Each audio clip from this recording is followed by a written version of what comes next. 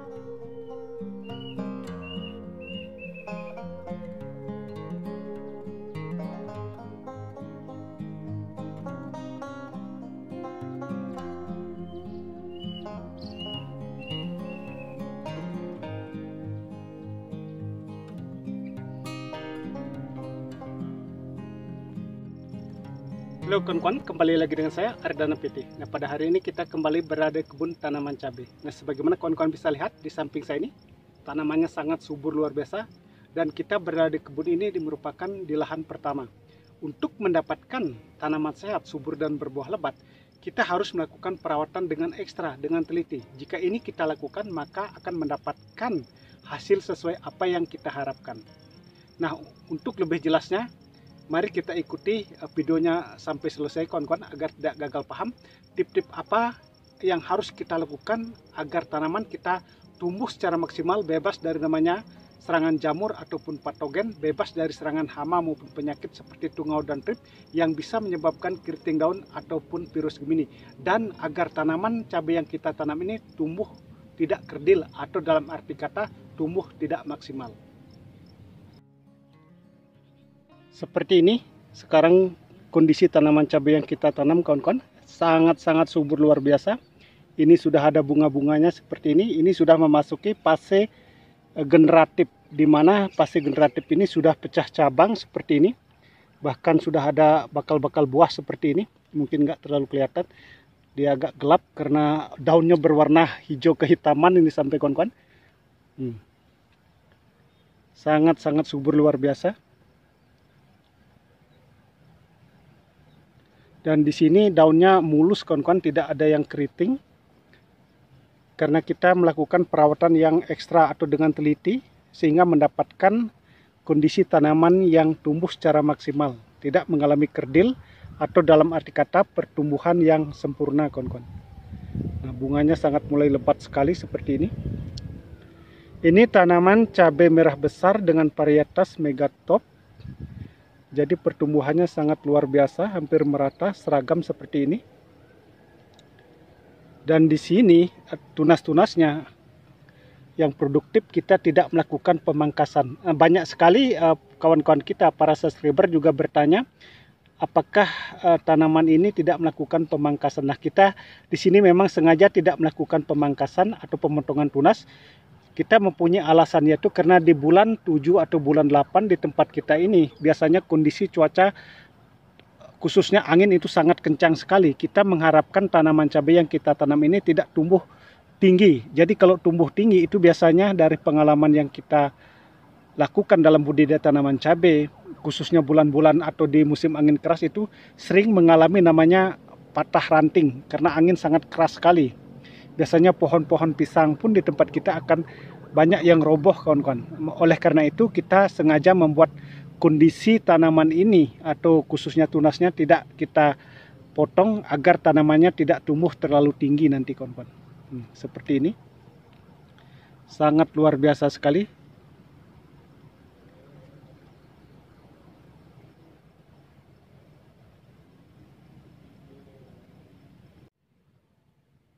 Untuk mendapatkan tanaman sehat, subur, dan bisa nantinya berbuah lebat, kita harus melakukan perawatan yang ekstra seperti yang sudah saya sampaikan. Nah, teknik perawatan yang kita lakukan adalah di usia 5 hari, 10 hari, 15 hari, 20 hari setelah pindah tanam, kita melakukan pengocoran dengan menggunakan asam amino dimix dengan Mordenpul. Dosis masing-masing 30 mili untuk takaran 1 tangki semprot. Kita campur dengan menggunakan asam humat yaitu merek Kalha. Nah, asam amino yang kita gunakan adalah seperti ini. Kita selalu menggunakan yaitu Premino. Jadi ini merupakan asam amino dan pupuk cair protein. Ini sangat bagus sekali untuk masa pertumbuhan tanaman cabai agar tanaman cabai yang kita tanam bisa sangat subur luar biasa, bisa tidak mengalami stres akibat cuaca yang tidak stabil, kadang-kadang panas ataupun hujan kawan-kawan. Jadi dengan pemberian asam amino Premino ini, jadi tanaman sangat subur luar biasa seperti ini. Dan Mordenpulnya itu sangat bagus sekali sebagai perangsang akar, perangsang tunas, dan perangsang bunga. Jadi Mordenpul itu bisa dipakai di fase vegetatif maupun di fase generatif atau fase pembuahan. Kalau tidak ada Mordenpul, bisa kita memakai Ultradap kawan-kawan. Seperti ini pertumbuhannya. Sehingga dengan menggunakan asam amino, Mordenpul ataupun Ultradap dan kalsium asam humat seperti Kalha ataupun merek yang lain, tanaman akan tumbuh secara stabil atau secara maksimal. Karena kalau menggunakan asam humat, jadi pH di dalam bedengan ini menjadi netral, tidak terlalu asam. Sehingga kalau pH netral, jadi pertumbuhannya ditandai dengan sangat subur seperti ini. Itu artinya pH-nya tidak asam kawan-kawan atau tidak drop. Seperti ini, cabang-cabangnya sangat banyak. Dan di sini perantingannya sangat pendek. Jadi kalau perantingannya pendek itu otomatis nanti buahnya akan sangat lebat luar biasa.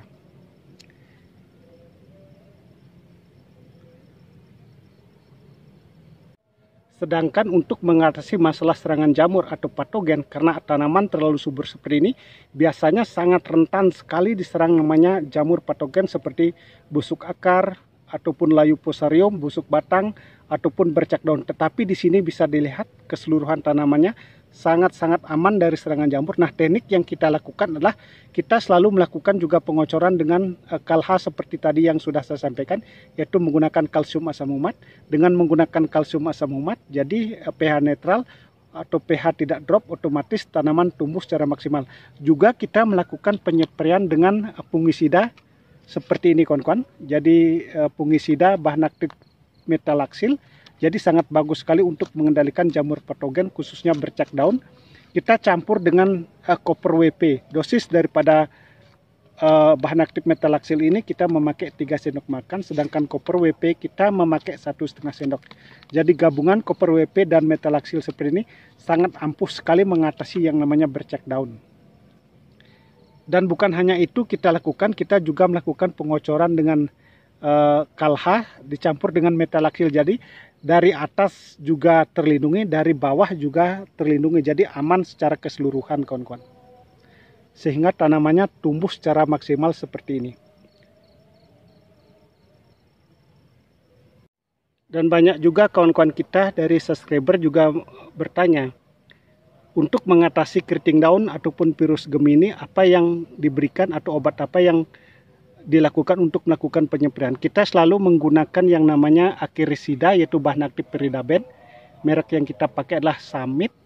Kita rolling dengan menggunakan insektisida seperti ini kawan-kawan.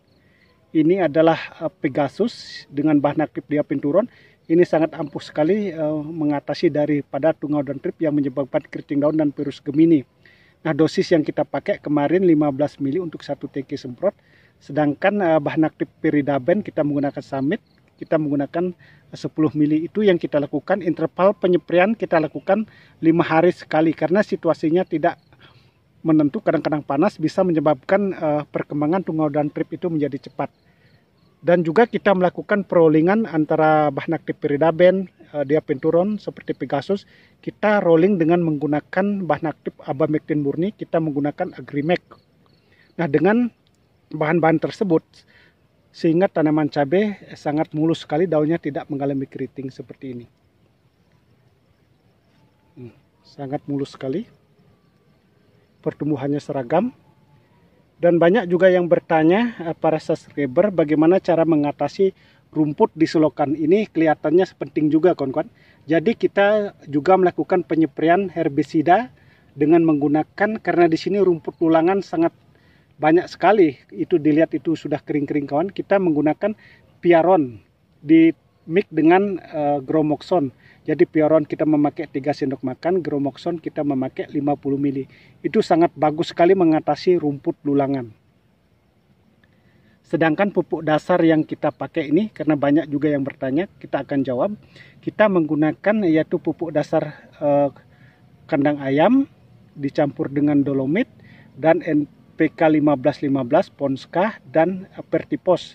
Kita buat bedengan, kemudian kita aduk, kita siram E4, kita rapikan bedengan, tutup mulsa sampai 30 hari. Jadi kita melakukan fermentasi di bedengan langsung kawan-kawan, sehingga pendiamannya cukup lama. Dengan pendiaman cukup lama sehingga kondisi lahan atau kondisi bedengan itu sudah dingin, pupuk sudah tidak berbahaya lagi, sehingga pertumbuhan tanaman cabai menjadi normal seperti ini.